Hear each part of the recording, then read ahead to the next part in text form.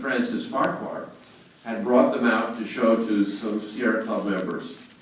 And the first climbs were done of the east face of Whitney and a number of other peaks that summer. And in the spring of the following year, Sierra Club climbers said, we want to do this, and they went out and they started practicing it. And by that November, 80 years ago, it became the rock climbing section of the Sierra Club, which, and that was 80, and that's what we're celebrating tonight. And we have just so many wonderful people here, and I'm really bad with names, so even though I know everybody's name, I'm going to forget it, particularly because I'm nervous. But you know, people like Royal and Jerry and Barbara and Frank, so many people, and you'll get a chance to see them and speak with them. So anyway, briefly, I just want to say, unhappily, Glenn Dawson couldn't make it. Glenn was going to come, but he's not feeling up to today, and he's allowed. At 100, he's allowed. But he's our oldest member, and he's a charter member of the section. Was actually started down here in 1934, and Glenn was a charter member of that. Also, the other person who couldn't make it tonight that was going to is Nick Clinch. And yeah, Nick had a small family medical problem that he had to attend to, so he couldn't make it, but he sent his good wishes and his regards to everybody here. And one thing I want to say, we also received a letter from Charlie Cicero, who's the president of the American Alpine Club, and I'll just read it briefly. Dear Dan, on behalf of the American Alpine Club, I wish to congratulate the Southern California Mountaineers Association on the occasion of your 80th anniversary. Originally founded as the rock climbing section of the Sierra Club, the purpose and mission behind the SCMA has always been aligned with that of the AAC and our national climbing community. Our shared values regarding the camaraderie developed through climbing, the necessity of promoting safety education, and our respect for the history and legacy of those who helped forge our sport and combine to create a fellowship between our organizations.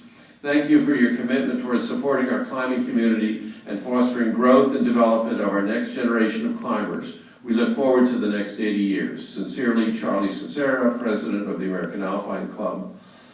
P.S. From a personal perspective and as an Alaskan, please know how much I envy the quality and beauty of the rock you enjoy. The range of life's right is close to my heart. Okay, so that's that. I got that out of the way, and I'm going to turn this over now. There's something I suppose I should have taken notes, but I never do. And if I did, I'd probably leave them at home and forget them. But I wanted to now turn this over to John. Are you going to do this? The presentation, yeah. Yeah, okay. We're going to have a presentation. John Ripley has taken a presentation he developed with Bob Cates, which will just give us a chance to see a bit about the history, the old history of the RCS. And then after that, Royal's going to give a little talk. And then after that, we'll have some book signings for those of you who want Royal's book. And then we've got a birthday cake and a party to be had outdoors. So I'm going to turn it over to John now.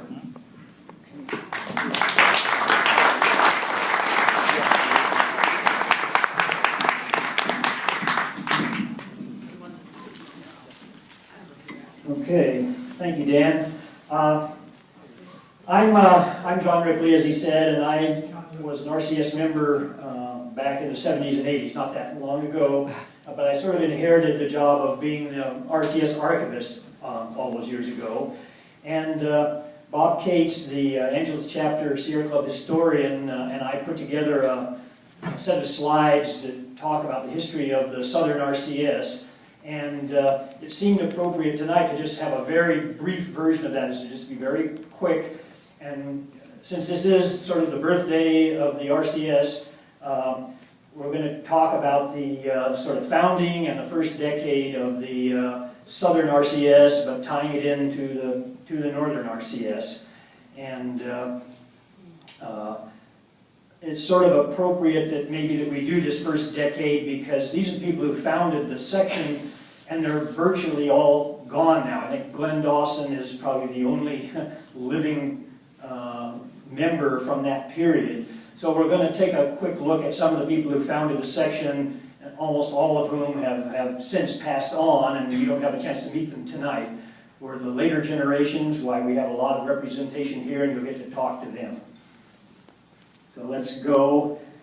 This is just to remind people that the Sierra Club was a kind of a mountaineering club in those days, and there's a couple of shots of trips probably from the 1920s of the Sierra Club, and that was the background against which the formation of the rock climbing sections took place. And the club used to run what they called high trips.